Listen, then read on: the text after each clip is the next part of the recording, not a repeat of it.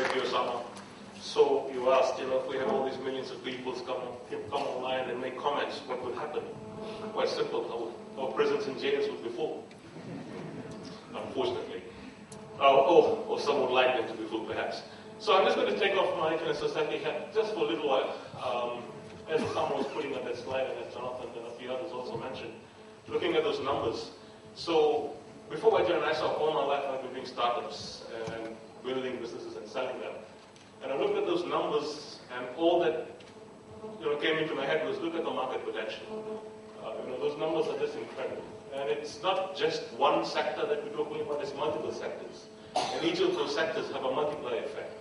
And there's a bunch of products and services that need to go and support those sectors, be it health, be it education, commerce, and so on and so forth. So the market potential is absolutely huge. And we're just talking about the rural market here in India. And in fact, more than once I've had a chat with Osama and said, maybe start thinking perhaps. And perhaps the time would be those rural markets. So enough of that. Talking about the internet society, so as all have thanked Osama and congratulated Jeff, I will do that again. I'm becoming a bit of a piece of furniture, I think, at the Monthly Award, so I'm thinking I might want to say this may be my last, or maybe next year will be my last Monthly Award, and I'll take a break from Monthly for a while, with Osama's permission, of course, because you don't want to see me here every year, I think. But it's been great working with Jeff. One of the things that I really cherish with Osama and his team is being able to go out and see what's actually happening down at the ground level. In 2010, when we launched our Wireless for Communities project, which has been relatively successful with DEF, we did a pilot project in Chanderi, Madhya Pradesh.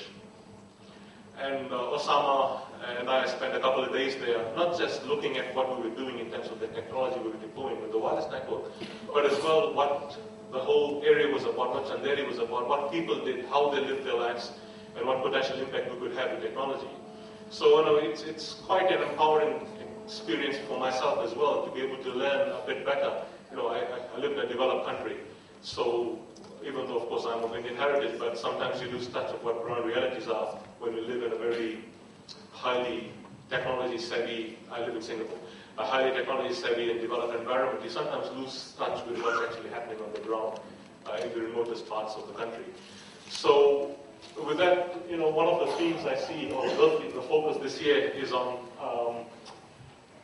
digital literacy through digital Panchayat NGOs, youth and women. So I'd just like to talk a little bit about the last two words in that topic focus, youth and women. When we started the project with DEF, our first objective was to train people up to be able to deploy wireless networks. We really had no other purpose but then to just go out to the communities, train people from the community to be able to deploy, operate and maintain wireless networks, community wireless networks. That was in 2010. In 2011 and 2012, we've been trying to focus on expanding our objectives and see what else we could do. And this year, as it so happens, those two areas are what we've been focusing on, youth and women. How can we empower women? Youth and women, I think both can be agents of change. We've seen that not only within India, but across the world, particularly in the developing regions of the world. Women and youth both can play a very strong role when it comes to change. So I think we need to first empower them before we do anything else. All the technology is fine. The government's doing its bit, private sector is pitching in, NGOs are doing their bit. But ultimately, let's not also forget that what we want to do is empower people, because only then will they reach their full potential. So with that, thank you very much, and I look forward to interacting with you.